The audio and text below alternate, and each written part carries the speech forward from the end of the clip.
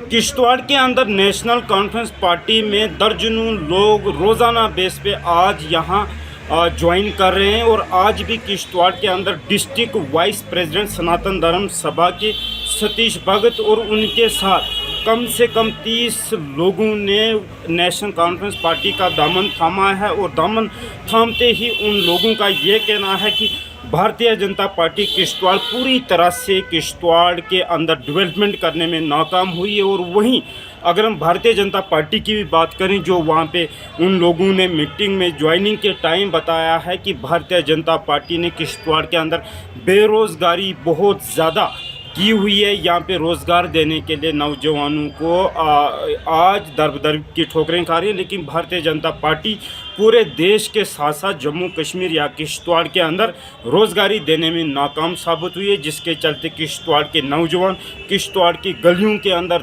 दर की ठोकरें को लेकर आगे बढ़ेगी। और इनका ये भी कहना है कि आने वाले इलेक्शंस में किश्तवाड़ के साथ साथ चाहे वो पंचायती इलेक्शन है या अर्बन लोकल बॉडीज़ के इलेक्शन है, उन तमाम इलेक्शनों में नेशनल कॉन्फ्रेंस पार्टी भारी अक्सर से जीतेगी। किश्तवाड़ के अंदर एक बहुत बड़ी कामयाबी नेशनल कॉन्फ्रेंस पार्टी की हुई है, जिसमें दर्जनों लोगों ने आज यहाँ पे party national conference party join की।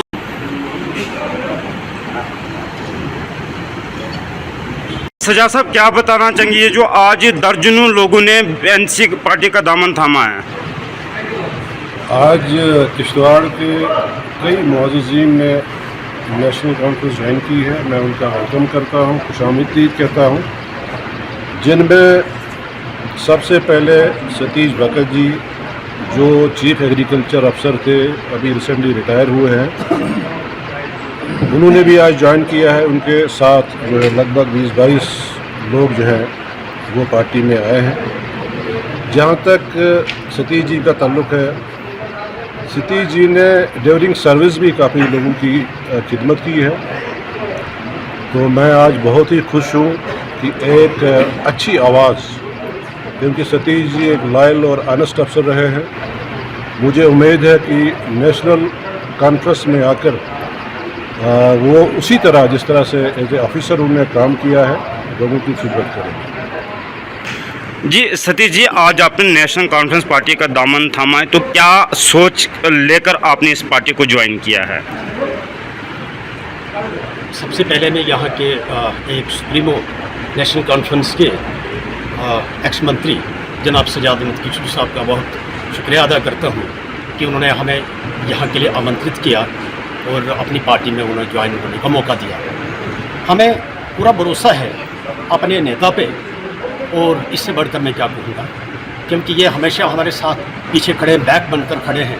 मैं अक्सर ये कहता हूँ कि हम आज के नहीं, हम बहुत पुराने इस पार्टी से वाबस्ता थे, लेकिन चूँकि मुलाजिम होने के नाते हम आगे आ नहीं सकते।